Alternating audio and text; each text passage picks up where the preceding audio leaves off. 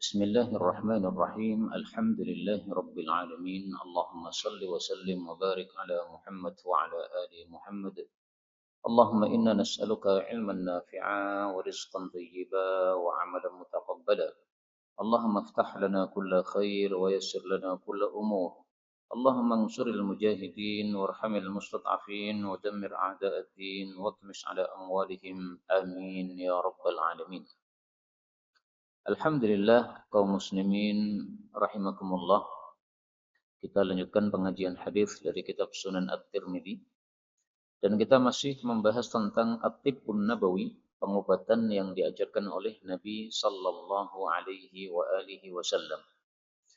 Kita sudah sampai pada hadis 2061 faqala al-muallif rahimahullah taala wa nafa'ana bihi wa bi ulumihi fid dharain amin. Bab ma jaa, bab tentang annal aina, bahwasanya mata hakun itu betul-betul ada, wal ghaslu dan mandi laha untuk mengatasi ain. Yang dimaksud ain atau mata di sini adalah mata seseorang yang memandang yang menyebabkan orang yang dipandang jadi sakit atau jadi mati. Dan ini ada dua macam mata. Yang pertama, ainun hasidah, mata yang iri. Maka kalau seseorang iri kepada orang lain, kemudian melototi dengan kencang, akhirnya yang dipelototi langsung sakit saat itu juga. Yang kedua adalah ainun mu'jabah, mata yang melihat dengan takjub dan dia lupa berzikir kepada Allah Subhanahu wa taala. Sehingga kalau ada anak kecil kita takjub karena cakepnya, kita hendaklah membaca zikir, ya, subhanallah atau masya Allah atau la quwwata illa billah atau Allahumma barik, ya, kita doakan berkah supaya tidak terjadi ain. Nah, ain seperti itu hakun, betul-betul ada, bukan hanya isu saja tapi betul-betul memang ada atas kehendak Allah Subhanahu wa taala. Hadis 2061 dari Hayyah bin Habis At-Tamimi. Dia mengatakan telah menceritakan kepadaku bapakku yaitu Habis bahwasanya dia mendengar Nabi sallallahu alaihi wasallam bersabda, la syai'a, tidak ada apa-apa fil hami, di dalam ham.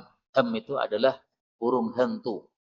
Wal ainu haqqun, adapun mata maka itu betul-betul memang ada terjadi.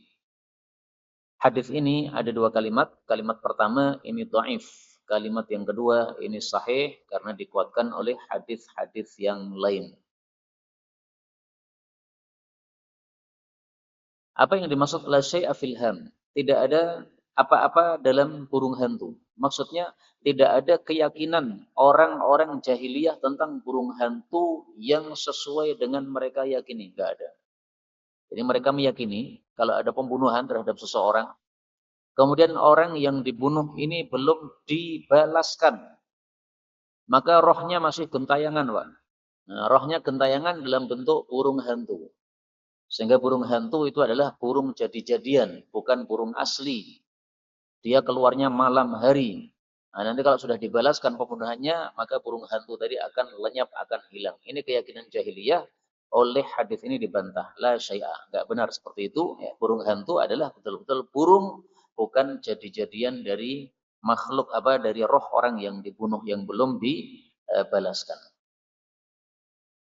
Berikutnya 2062 dari Ibnu Abbas radhiyallahu anhuma, Rasulullah sallallahu alaihi wasallam bersabda, "Laukana, kalaulah ada syai'un sesuatu sabaqa yang mendahului al-qadar, takdir, la sabaqathul ain, sungguh mata itulah yang mendahului takdir.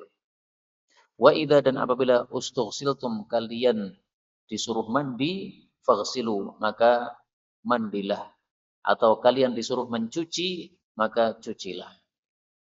Hadis ini termasuk hadis yang kita tidak paham kecuali harus dijelaskan terperinci.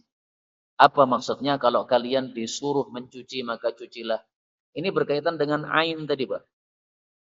Seseorang melihat orang lain dengan mata yang takjub dan dia tidak berzikir kepada Allah.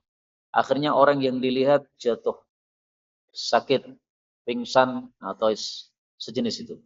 Nah, untuk mengatasi orang yang sakit seperti ini, bagaimana caranya? Orang yang tadi melihat dengan matanya tadi, disuruh dia itu ustusiltum. Dia cuci beberapa bagian tubuhnya. Setelah itu, air cucian orang tersebut dituangkan kepada orang yang sakit tadi. Maka dengan izin Allah dia akan sembuh kembali. Terus caranya mencuci bagaimana? Di sini tidak disebutkan. Tetapi sudah disebutkan pada hadis yang lain, riwayat Nasa'i dan disahihkan oleh Ibnu Hibban, bahwasanya yang dicuci itu adalah 6 bagian. Yang pertama, wajahnya dibasuh. Yang kedua, telapak tangannya. Yang ketiga, siku dari tangannya. Yang keempat, dengkul, lututnya. Yang kelima, telapak kakinya. Nah, jadi yang dicuci ujung-ujung, Pak. Atas wajah, ya. Kemudian tangan ujungnya, telapak tangan sama siku. Kemudian kaki ini juga ujungnya, yaitu lutut sama telapak kaki. Tinggal satu lagi yaitu dakhilatul izar, bagian dalam dari sarungnya orang tadi. Ini sarung, bagian dalamnya sini, nah itu dicelupkan juga pada air tadi.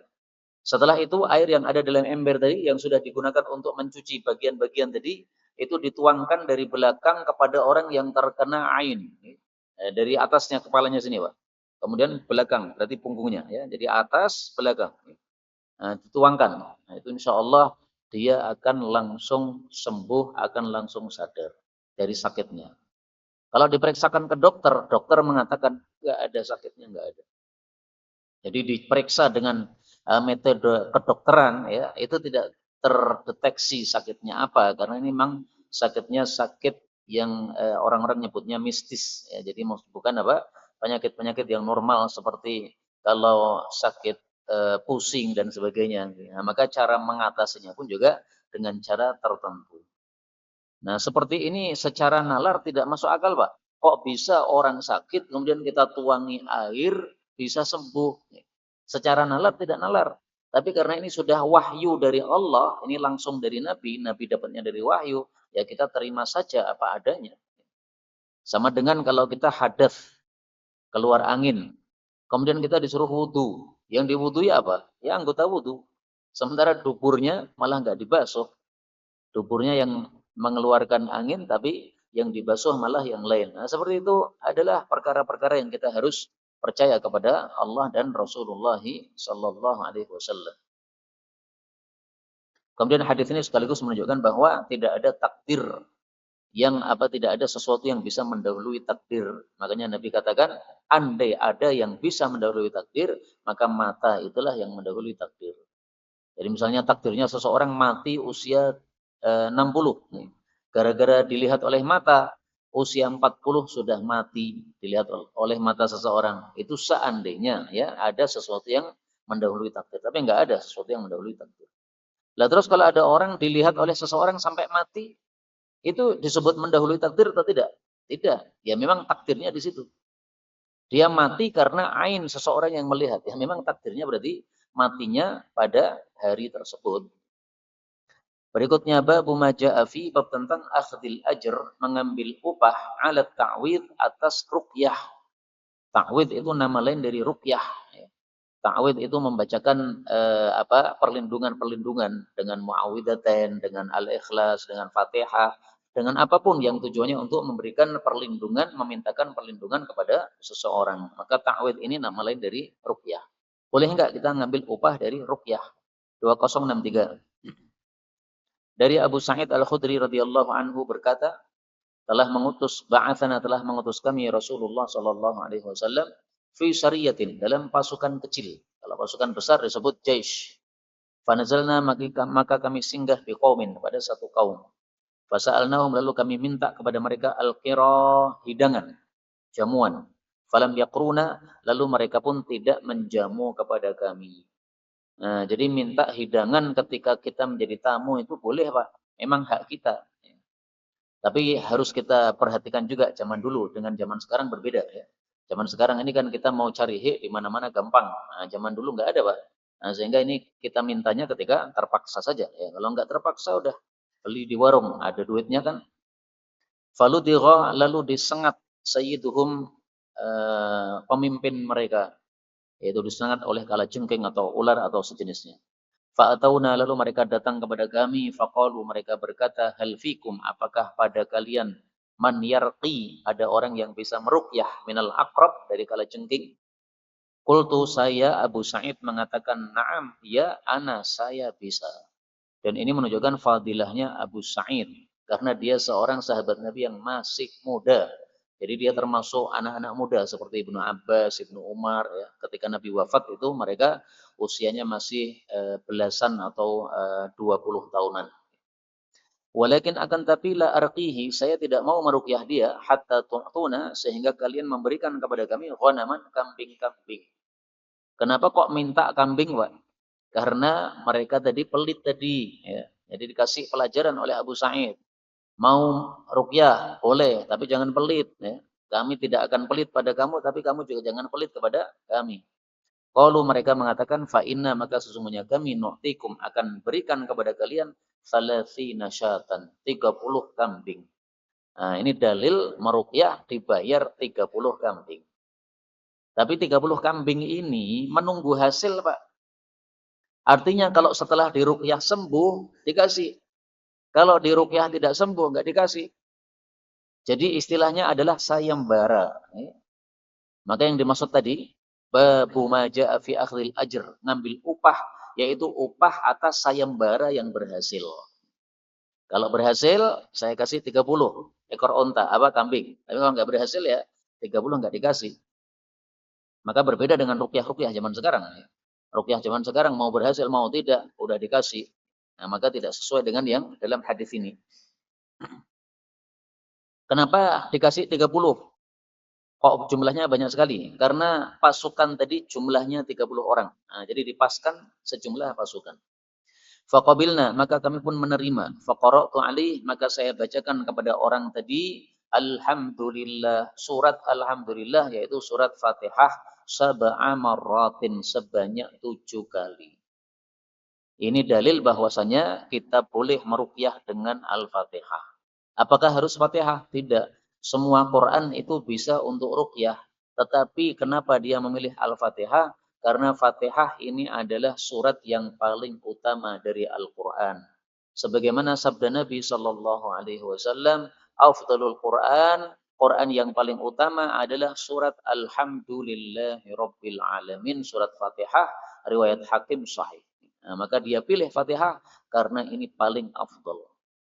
Kenapa dibacakannya kok 7 kali? Kenapa tidak 1 kali? Ya, tampaknya beliau mengkiaskan dengan hadis-hadis yang lain.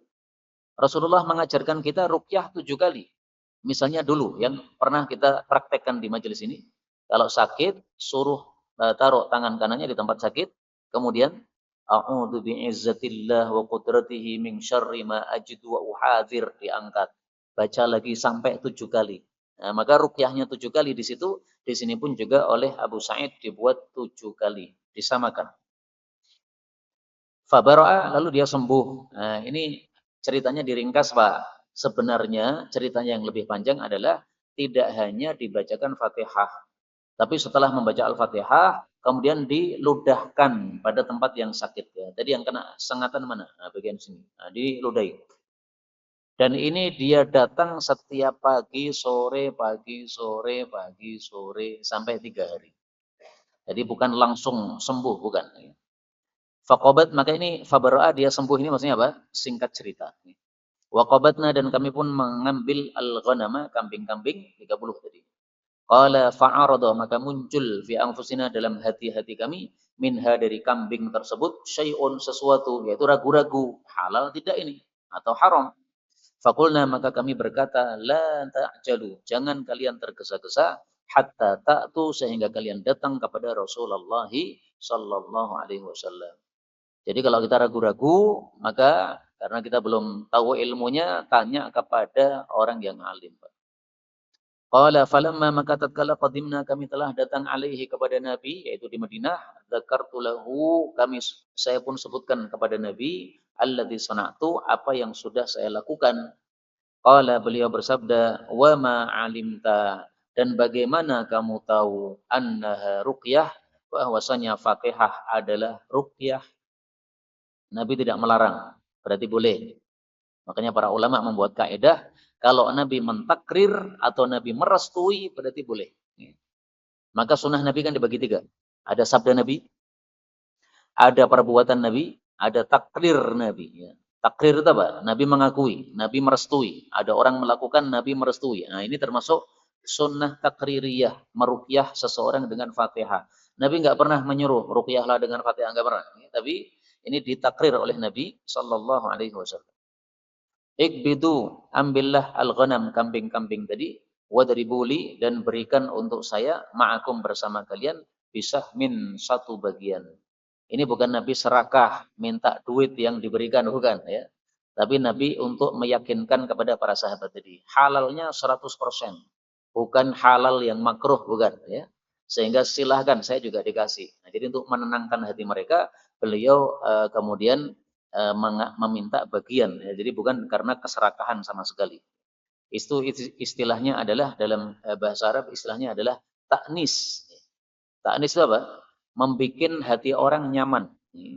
Jadi orang tidak nyaman dengan kita, maka dibuat hatinya nyaman.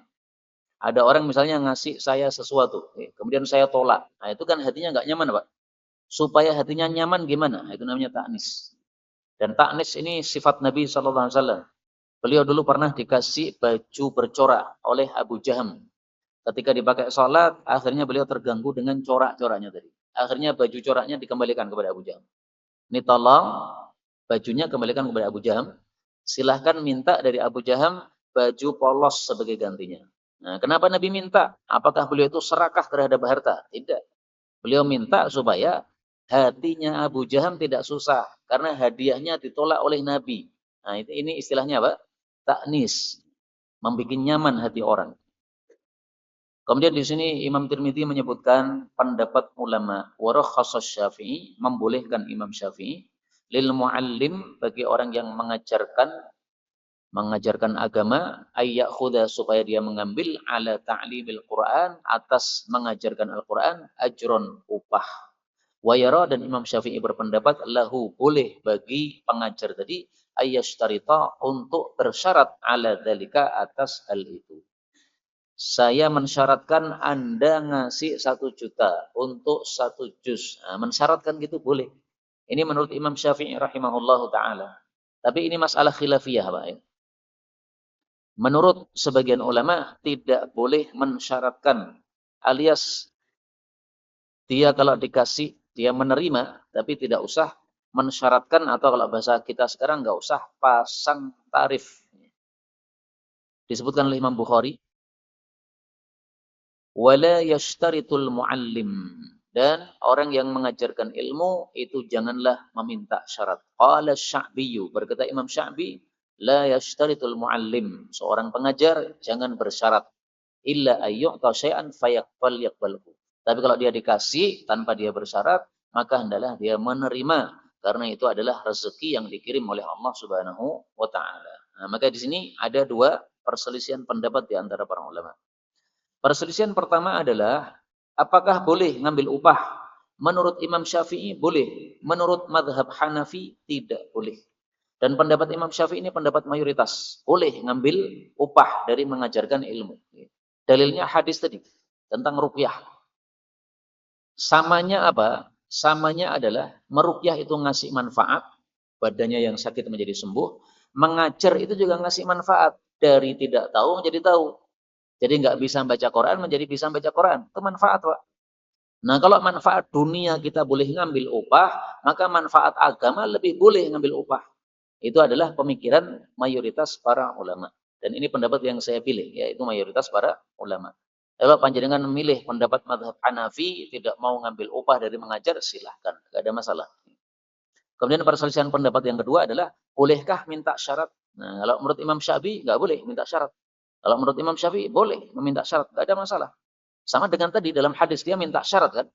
Saya mau ruqyah kamu, tapi syaratnya 30 kambing. Ternyata mereka mau. Nah, demikian juga kita boleh minta syarat. Saya kasih kamu ilmu 1 juz tafsir Quran, tetapi syaratnya nanti kalau sudah selesai, maka bayarkan 1 juta. Boleh, seperti itu, nggak ada masalah. Karena saya dulu pernah dapat postingan, Pak. 1 juz 1 juta ya. Pernah dapat postingan seperti itu. Boleh seperti itu, enggak ada masalah. 2064.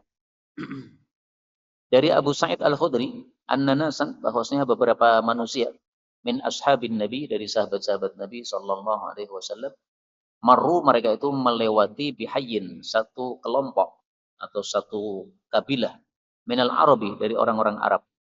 Falam yakruhum, lalu mereka tidak menjamu mereka, walam yudayyifuhum, dan tidak menjamu mereka. Sama artinya yakru dengan yudayyifu, ini diulang untuk takkid. Ya, berarti sangat pelit mereka, apapun nggak dikasih. Nasi nggak dikasih, minuman juga nggak dikasih. Fashtaka, lalu sakitlah sayyiduhum, ketua mereka. Fa'atauna, lalu mereka datang kepada kami. Faqalu, mereka berkata, hal indakum dawa, apakah pada kalian ada obat? Qulna, kami mengatakan na'am, ya. Walakin akan tapi lam takruna, kalian tidak mau menjamu kami, walam tudayyifuna, fala naf'alu, maka kami tidak melakukan, hatta taj'alu, sehingga kalian membuat lana untuk kami ju'lan, satu upah sayembara. Istilahnya apa? Ju'al. Ju'al itu upah dari satu sayembara. Kalau berhasil, maka dikasih upahnya. Kalau tidak berhasil, nggak dikasih upahnya. Itu namanya ju'al. Misalnya, saya mengatakan kepada seseorang, siapa yang berhasil mengajari anak saya juz 30, maka nanti bayarnya 1 juta. Nah, kemudian ada orang menawarkan diri, saya daftarkan untuk ngajari anak panjenengan. Nah, kemudian dia ngajari anak saya 1 juz. Juz 30. Selama 1 bulan. Nah, berarti dia berhak mendapatkan 1 juta. Kalau ternyata nggak berhasil, ya berarti nggak dapat. Paling-paling kalau dikasih ya uang lelah sesuai dengan kesepakatan di awal. Tapi intinya apa yang diberikan itu harus sesuai dengan hasilnya, sesuai hasil yang disyaratkan. Faja'alu, lalu mereka menjadikan ala dzalika, atas perbuatan tadi, qati'an, sekelompok minal ghanam, dari kambing. Nah, jumlahnya qati' itu adalah 30 ekor tadi. Dalam bahasa Arab qati' itu biasanya antara 10 sampai 40. Nah, itu disebut qati', ya. Kalau nanti lebih daripada itu atau kurang daripada itu namanya berubah. Nah, maka di sini yang dimaksud 30 kambing. Qala faja'ala, maka berbuatlah rajulun, seseorang maksudnya Abu Sa'id tadi, minna, dari kami, yaqra'u alaihi, membacakan kepadanya, bi Fatihatil Kitab, surat Al-Fatihah, fabara'a, lalu dia sembuh. Nah, ini juga diringkas, Pak. Bacanya 7 kali. Diulang pagi sore sampai 3 hari. Falamma, maka tatkala ataina, kami datang kepada an-nabiy sallallahu alaihi wasallam, dzakarna lahu dzalik, kami menyebutkan hal itu kepada beliau. Maka beliau bertanya, wa ma yudrika, dan apa yang memberitahu kamu, maksudnya dari mana kamu tahu, annaha ruqyah, bahwasanya Fatihah itu adalah ruqyah, walam yalqur nahyan, dan Nabi tidak menyebutkan larangan minhu, dari meruqyah tadi. Inilah yang disebut takrir. Takrir itu apa? Perestuan dari Nabi. Nabi merestui. Kalau Nabi merestui itu bisa dijadikan dalil, ya. Tapi kalau selain Nabi nggak bisa dijadikan dalil. Waqala, dan beliau bersabda, kulu, silahkan kalian makan kambing-kambing tadi. Wadribuli, dan berikan untuk saya, ma'akum, bersama kalian, bisahmin, satu bagian dari 30 kambing tadi. Ini disampaikan oleh Nabi untuk taknis, untuk menyamankan hatinya orang-orang yang mendapatkan upah tadi. Berikutnya babu maja'a fi, bab tentang ar-ruqa, ruqyah, wal adwiyah, dan obat-obat. Jadi pengobatan nabawi itu ada 2 macam, Pak. Ada yang pengobatannya berupa ruqyah, jambi-jambi, bacaan-bacaan, ucapan-ucapan. Ada yang pengobatannya berupa adwiyah, obat yang ada fisiknya, yang dimakan atau diminum. Nah, istilahnya adalah obat ruhani dan obat jasmani. Rohani itu yang tidak ada jasadnya. Jadi bacaan-bacaan itu kan nggak ada bentuknya, Pak. Hanya terdengar dalam telinga kita. Nah, kalau yang jasmani ini yang ada bentuknya. Nah, maka dua-duanya ini semuanya diajarkan oleh Nabi. Maka bebas kita memilih dari ajaran Nabi ini yang mana, bebas. Mau pakai obat rohani saja, tok, boleh. Mau pakai obat jasmani saja, tok, boleh. Menggabungkan dua-duanya juga boleh. Kalau saya pilih menggabungkan dua-duanya, sehingga 2 sunnah kita pakai semuanya. Nah, maka sebelum kita meminum obat, kita baca ruqyah dulu, baca Fatihah, kemudian obatnya kita tiup dengan Fatihah tadi. Nah, setelah itu baru kita minum bismillah. Maka kita gabungkan antara obat rohani dan jasmani. 2065 ini hadisnya dhaif meskipun Imam Tirmidzi mengatakan hasan. Artinya apa? Diperselisihkan oleh para ulama, ada yang mendhaifkan, ada yang menghasankan. Tapi saya belum mengecek kalau dikatakan dhaif itu sebabnya di mana, saya belum mengecek.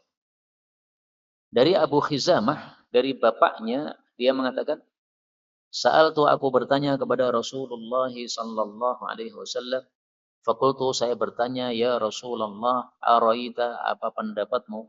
Ruqyah, nastarqiha, yang kami meminta ruqyah dengannya. Nastarqi itu apa? Minta ruqyah. Jadi minta orang lain untuk meruqyah. Wadawaan dan obat-obat natadawa yang kami berobat bihi dengannya. Watuqatan dan perlindungan-perlindungan nattaqiha yang kami menjaga diri dengannya. Jadi penjagaan-penjagaan yang kami menjaga diri dengannya. Contohnya penjagaan itu apa? Misalnya kalau sakit ini tidak boleh makan ini, kalau sakit itu tidak boleh makan itu. Itu namanya tuqah, ya, penjagaan. Hal tarutu, apakah hal tersebut, tiga-tiganya tadi, ruqyah, obat, dan tuqah, apakah menolak, bisa menolak? Min qadarillahi, dari takdirnya Allah, syai'an, sesuatu? Qala, beliau menjawab, hiya, justru tiga-tiganya tadi, min qadarillah, termasuk dari takdirnya Allah subhanahu wa ta'ala. Jadi artinya, obat-obatan yang kita lakukan, ruqyah, ini semuanya tidak bisa menolak takdir. Kalau takdirnya mati, diruqyah oleh siapapun tetap mati, Pak. Tetapi kita menggunakan ruqyah, ini sudah sesuai takdir juga. Jadi Allah sudah mentakdirkan bahwa nanti kita akan sakit. Allah sudah mentakdirkan bahwa nanti kita akan baca ruqyah. Allah sudah mentakdirkan bahwa nanti kita akan mati. Nah, semua itu sudah ada takdirnya. Nah, sehingga maksudnya hadis ini adalah bahwa apa yang kita lakukan ini semuanya tidak ada masalah untuk dilakukan. Tidak apa-apa. Itu semuanya sudah ditakdirkan oleh Allah Subhanahu wa taala, tapi kita harus meyakini bahwa apa yang kita lakukan ini tidak harus berhasil. Berhasil itu sesuai kehendak Allah. Jadi panjenengan minum obat, tidak boleh meyakini obat ini pasti menyebabkan saya sembuh. Belum tentu. Karena obat membuat sembuh itu izin dari Allah. Jadi kita minum hanya sekedar sebagai ikhtiar, sebagai usaha.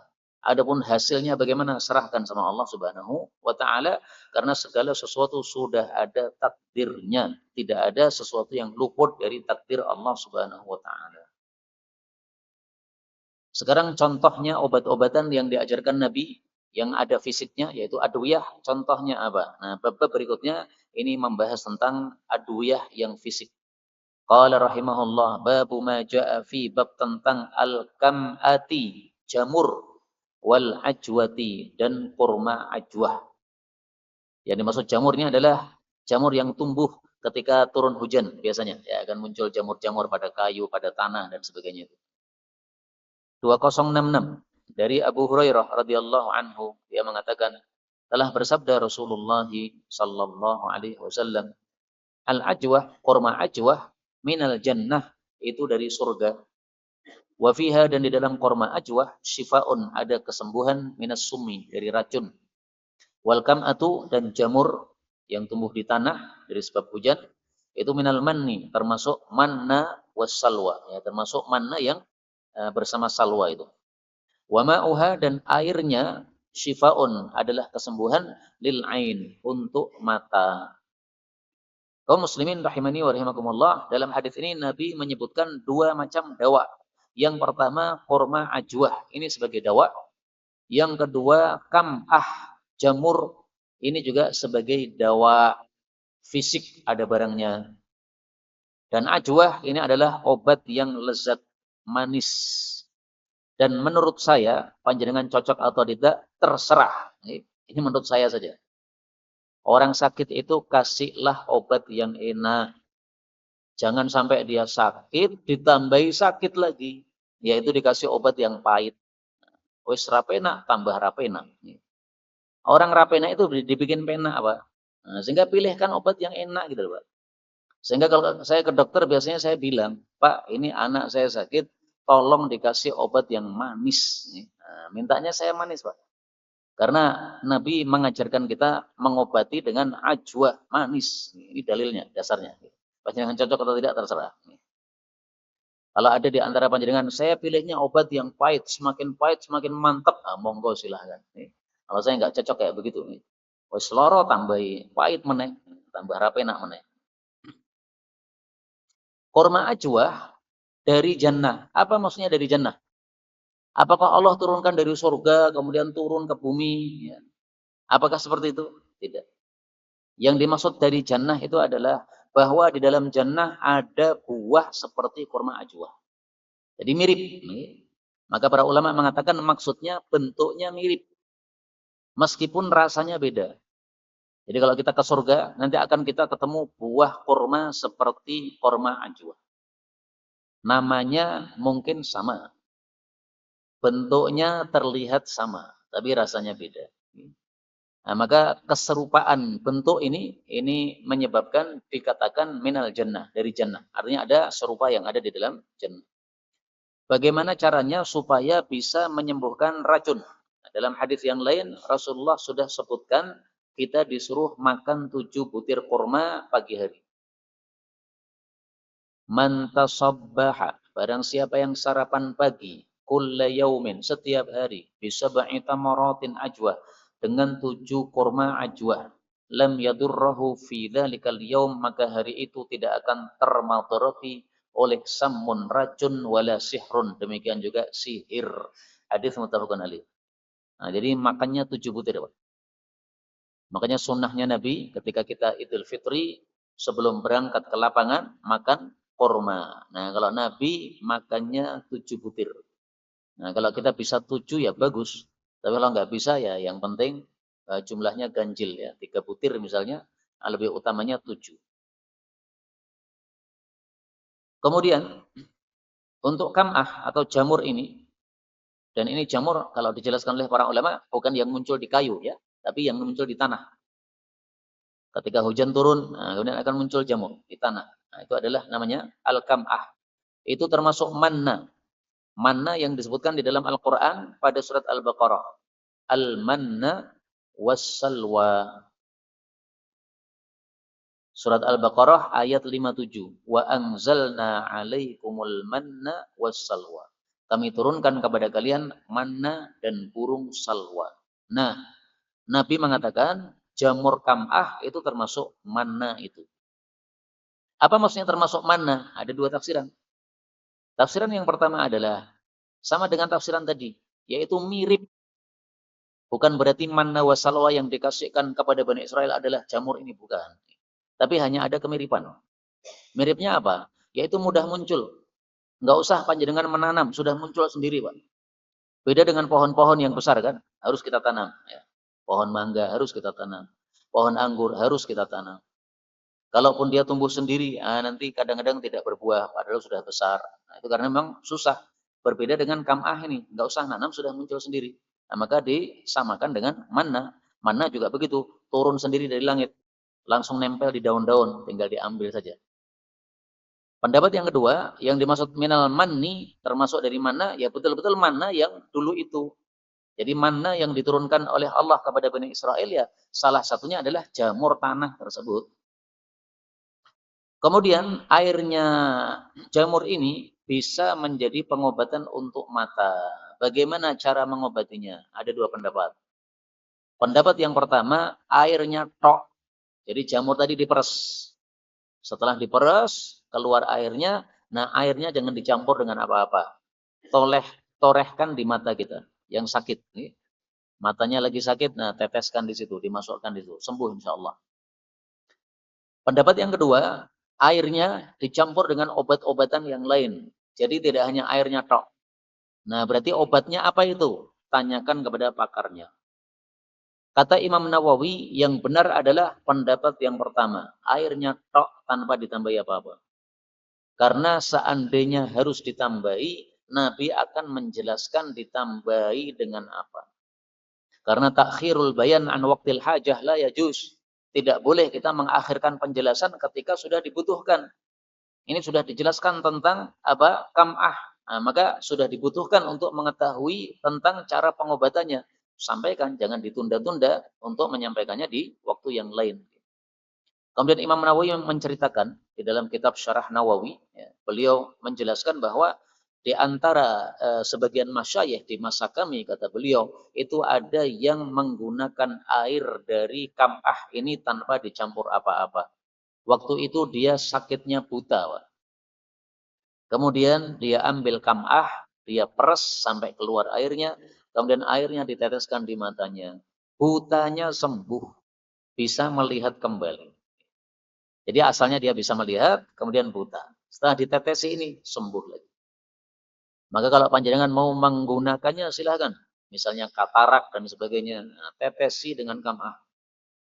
Tapi harus yakin, Tuan. Karena para ulama mengatakan, bahwasanya syekh tadi, yang menggunakan untuk mata buta tadi, itu dia melakukannya i'tiqadan wa tabarrukan. Dia yakin dengan hadis Nabi SAW dan dia ingin mengambil barokah dari sabda Nabi SAW. Maka sesuatu yang mengandung barokah sesuai sabda Nabi, kita cari barokahnya sebagaimana disebutkan dalam hadis ini tadi. Jangan ragu-ragu ya, kalau ragu-ragu biasanya tidak ada manfaatnya yang banyak. Kalau yakin, maka akan dikasih kesembuhan oleh Allah Subhanahu wa taala sesuai keyakinan kita. Contoh yang lain ya, keyakinan di dalam kita menggunakan apa yang disampaikan oleh Nabi SAW. Saya mendengar cerita dari guru kami, Ustaz Mudzakkir hafizahullah. Kalau enggak beliau yang menceritakan ya ustaz-ustaz yang lain. Bahwa beliau punya guru namanya Kiai Abdul Qahar. Kiai Abdul Qahar ini ketika sedang ngaji begini, tiba-tiba ada anaknya yang nangis. Ternyata kena sengatan tawon. Maka beliau tidak ngambil obat apapun selain Al-Fatihah. Dibacakan Fatihah, kemudian ditiupkan. Yang nangis jengor-jengor tadi langsung diem. Nah, kalau seandainya kita melakukan seperti yang beliau lakukan, ternyata yang nangis masih nangis, nah itu karena keyakinan kita yang kurang, Pak. Yakinnya ditambah. Ini Mbah Kohar ini keyakinannya sudah mantap beliau. Memang beliau ahli hadis ya. Seumur hidupnya mengajarkan hadis Nabi SAW, itu gurunya Ustaz Mudzakkir. Nah, maka sanad panjenengan ngaji hadis ini dari saya dari Ustaz Mudzakkir dari Mbah Kohar dari gurunya terus sampai kepada Rasulullah sallallahu alaihi wasallam. Nah, maka guru-guru kita bisa yakin, mari kita juga harus yakin sebagaimana mereka. Berikutnya 2067 dari Sa'id bin Zaid radhiyallahu anhu dari Nabi sallallahu alaihi wasallam bersabda, al-kam'atu jamur tanah itu minal manni dari manna wa ma'uha dan airnya syifa'ul lil ain bisa menjadi kesembuhan untuk mata dengan izin Allah Subhanahu wa taala. Sama ya. 2068 dari Abu Hurairah radhiyallahu anhu, annasan bahwasanya beberapa orang min ashabin Nabi dari sahabat-sahabat Nabi sallallahu alaihi wasallam qalu mereka berkata al-kam'atu jamur itu judariyul ardi adalah penyakit yang muncul di tanah. Judari itu adalah sesuatu yang muncul di tubuh kita karena ada penyakit seperti misalnya kanker dan sebagainya, itu disebut judari. Nah, maka mereka menyamakan antara jamur yang muncul di tanah dengan judari yang muncul di kulit kita. Kalau di kulit kita itu penyakit, maka di tanah itu juga penyakit. Itu perkataan orang-orang. Ya. Nah, mendengar perkataan seperti itu, faqalan nabiyyu, maka Nabi sallallahu alaihi wasallam bersabda, enggak begitu ya. Al-kam'atu minal manni. Justru jamur tanah itu termasuk manna. Wa ma'uha syifa'ul lil aini. Airnya bisa menyembuhkan penyakit mata. Wal ajwatu adapun kurma ajwah minal jannah dari jannah, yaitu ada miripnya dengan buah di jannah. Wa hiya syifa'un minas sum dan dia itu adalah kesembuhan dari racun dengan cara tadi dimakan 7 butir pada waktu pagi hari sarapan tadi. Ini hadisnya kata Imam Tirmidzi hasan. Padahal dalam sanadnya ada rawi bernama Syahr bin Hausyab. Syahr bin Hausyab ini dhaif. Kenapa dikatakan hasan derajatnya? Karena hadisnya dikuatkan oleh hadis-hadis yang sebelumnya tadi. Ini Pak ya, saya perlihatkan di sini. Syahr bin Hausyab, kata Imam Ibnu Hajar, dia adalah seorang perawi yang soduk, yang jujur, kathirul irsali wal awham. Tetapi dia banyak memursalkan hadis dan banyak kesalahan dalam periwayatan hadis. Kalau ada rawi banyak salahnya, itu hadisnya dhaif. Jadi Syahr ini karena banyak salahnya, hadisnya dhaif sebenarnya. Tapi kenapa dinilai hasan hadisnya? Ini karena dikuatkan oleh hadis-hadis yang sebelumnya. Kemudian di sini ada rawi bernama Qatadah. Qatadah ini namanya Qatadah bin Di'amah. Mari kita cek. Qatadah ibnu Di'amah As-Sadusi. Qatadah bin Di'amah As-Sadusi ini seorang perawi yang thiqatun sabtun, seorang perawi yang terpercaya, hafidun, yang dia itu hafid, yang dia itu hafalannya kuat. Tetapi apa? Masyhurun bitadlis. Dia masyhur meriwayatkan secara tadlis. Namanya rawi mudallis. Rawi mudallis itu kalau meriwayatkan dengan an, ini hadisnya tidak diterima. Dhaif.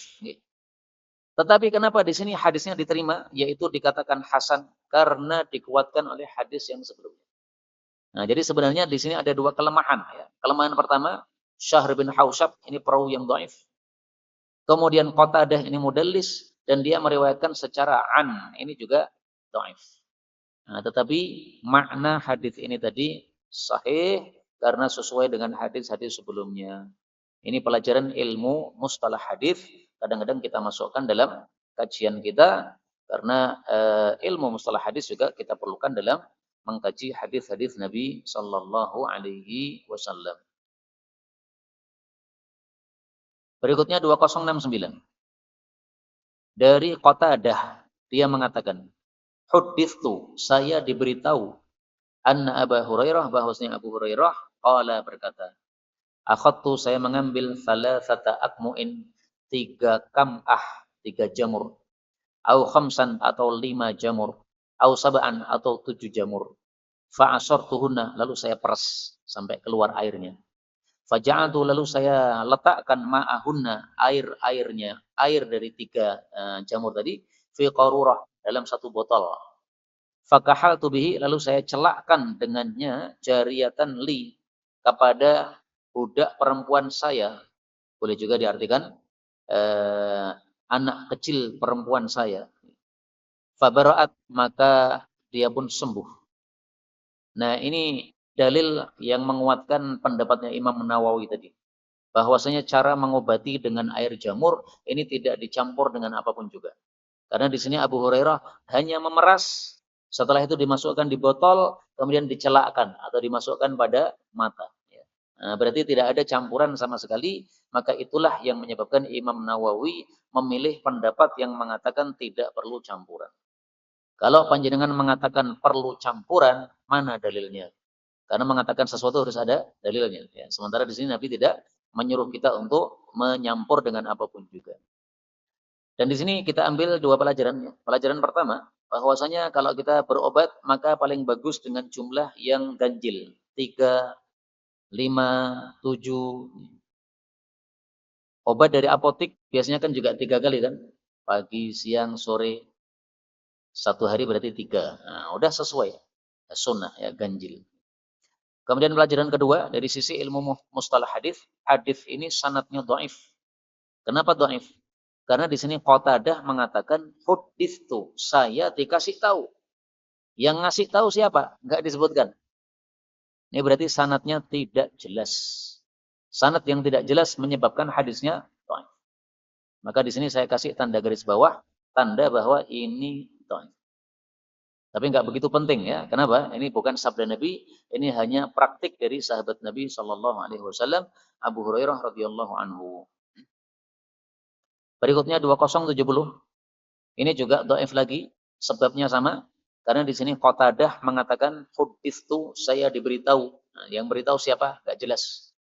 Anna Abu Hurairah, bahwasanya Abu Hurairah qala berkata. Asyunizu habbatus sauda adalah dawaun obat min kulli da'in dari setiap penyakit illa sam kecuali kematian, enggak bisa diobati.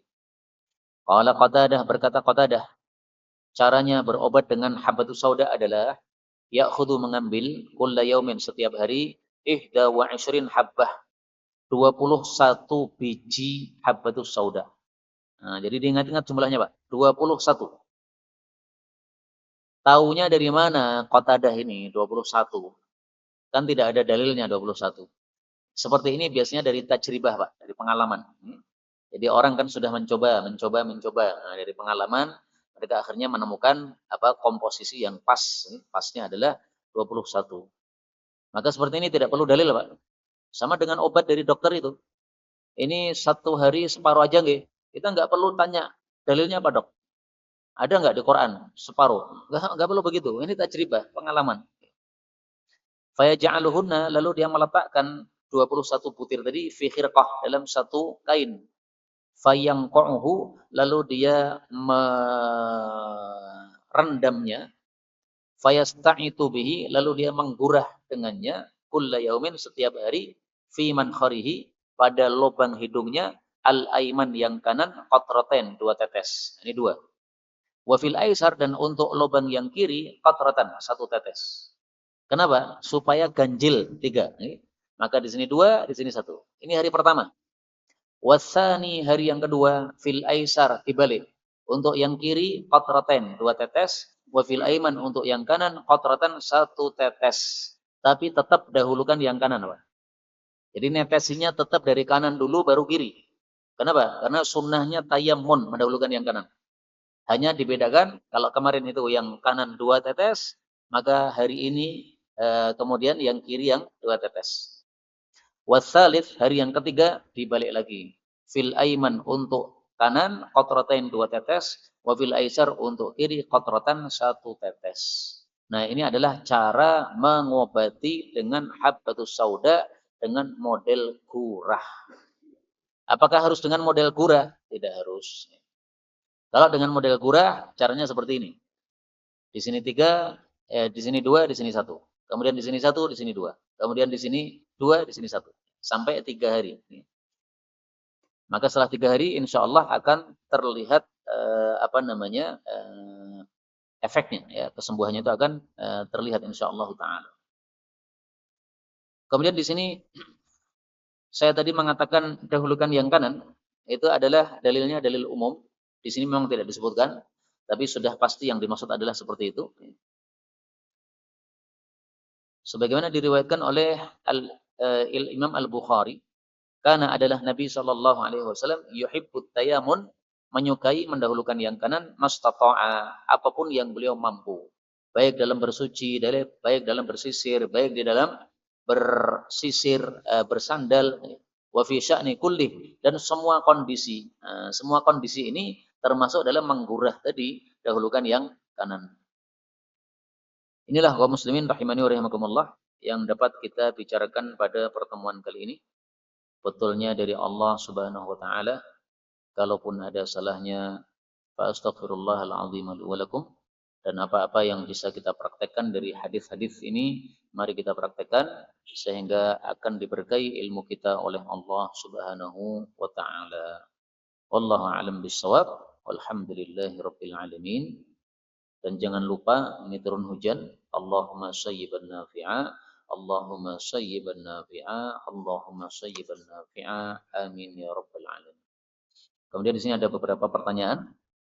Apa boleh persaksian dari rekaman CCTV tentang istri yang telah berzina? Tidak sah. Karena CCTV itu bisa diotak-atik.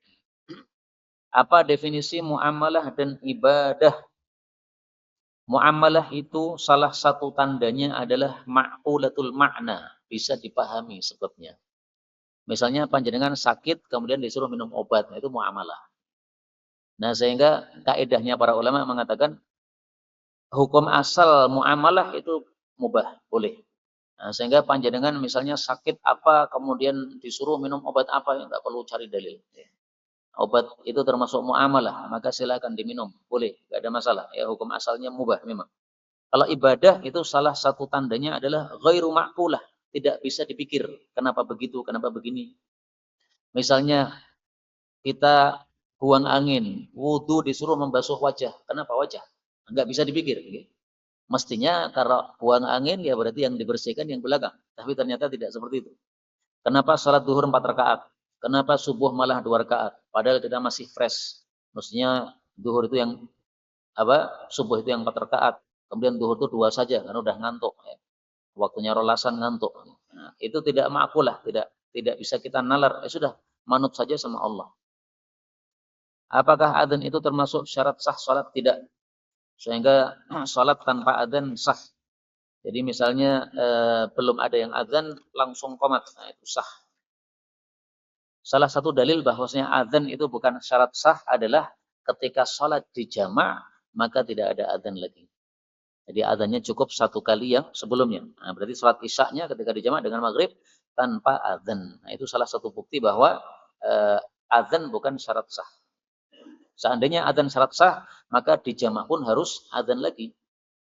Bagaimana hukum bacaan basmalah surat Al-Fatihah di dalam salat sir atau jahar? Wajib atau tidak? Apabila kita mengikuti madhab Syafi'i, maka bismillah adalah wajib dibaca karena dia termasuk dari Al-Fatihah. Apabila kita mengikuti madhab Maliki, maka bismillah bukan Fatihah sehingga tidak wajib dibaca. Saya tampilkan dalilnya masing-masing. Ihda ayatiha. Idza qara'tum, jika kalian membaca surat Alhamdulillah, maka bacalah juga Bismillahirrahmanirrahim. Kenapa? Karena Bismillahirrahmanirrahim salah satu dari ayat-ayat Al-Fatihah. Riwayat Daraqutni, kata Syekh Albani sahih, tapi juga ada yang mendhaifkan. Makanya muncul perselisihan pendapat, Pak. Kalau sepakat sahih ya enggak perlu perselisihan pendapat. Dalil yang kedua, dalilnya mazhab Maliki, bahwasanya bismillah bukan termasuk Fatihah. Hadis riwayat Muslim, sahih. Rasulullah sallallahu alaihi wasallam bersabda, Allah berkata, qasamtus salata, saya bagi surat salat. Surat salat itu surat Fatihah. Antara saya dengan hamba saya separuh-separuh, separuhnya untuk saya, separuhnya untuk hamba saya. Kemudian Nabi mengatakan, yaqulul abdu, hamba membaca, alhamdulillahi rabbil alamin. Maka Allah menjawab, hamidani abdi, hambaku memujiku. Nah, berarti Fatihah itu awalnya adalah alhamdulillah. Seandainya bismillah itu termasuk Fatihah, maka pasti disebutkan oleh Nabi. Kalau hamba membaca bismillahirrahmanirrahim, tapi ternyata enggak disebut. Tapi di sini lucunya, Al-Fatihah dikasih nomor Al-Fatihah ayat 2. Semestinya kalau mengikuti alur hadits ini dikasih Al-Fatihah ayat 1. Ini yang ngasih nomor ini adalah orang yang mengikuti mazhab Syafi'i dia. Ini seandainya kitabnya saya yang mencetak, Pak, saya kasih tulisan Al-Fatihah 1. Karena saya mengikuti mazhab Maliki dalam hal ini. Tapi meskipun saya meyakini bahwa bismillah bukan Fatihah, saya tetap lebih suka membaca bismillah ketika baca Fatihah supaya kita lebih sempurna pahala kita. Al-khuruj minal khilaf mustahab, keluar dari perselisihan pendapat adalah disukai. Apa hukum sholawat setelah adzan? Ada hadisnya.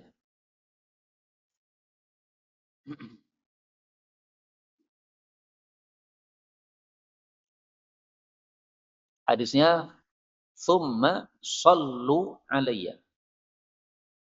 Idza sami'tumul muadzin, kalau kalian mendengar muadzin, maka tirukan semisal yang dia ucapkan. Lalu selawatlah kepada saya.